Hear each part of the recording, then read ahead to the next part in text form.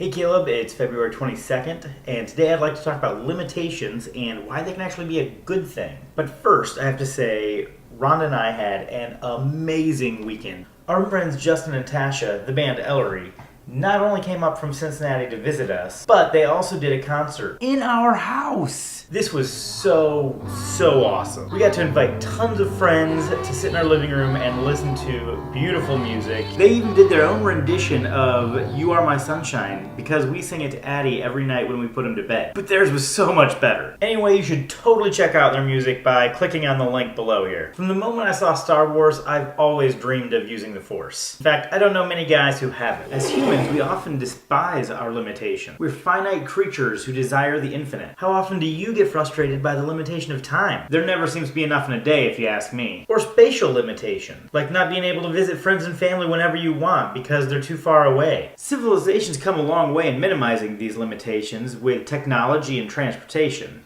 And a lot of people say the world is shrinking because communications and travel are so much more accessible than they used to be. But I think limitations get a bad rap. Limitations are part of what make us human. Instead of trying to remove these limitations, maybe we should try to embrace them. This weekend when I was chatting with Justin, I was telling him about the Vanscendence project that we're doing this year.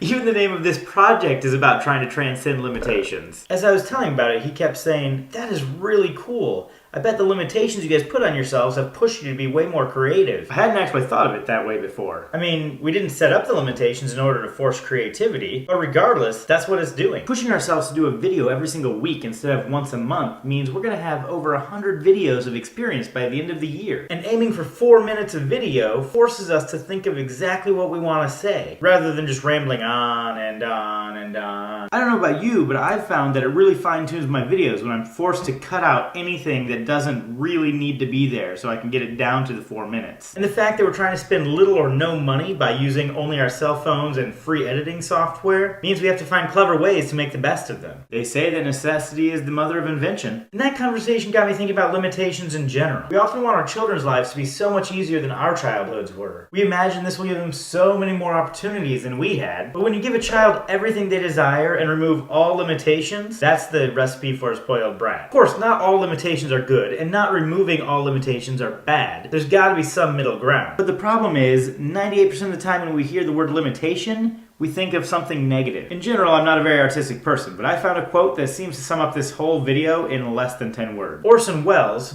the director and narrator of the radio version of War of the Worlds, said, "The enemy of art is the absence of limitations." So next time you're frustrated about a limitation, be thankful for the opportunity to generate a creative solution. Who knows, you may even make some art. Have a great week, Caleb. See you on Wednesday.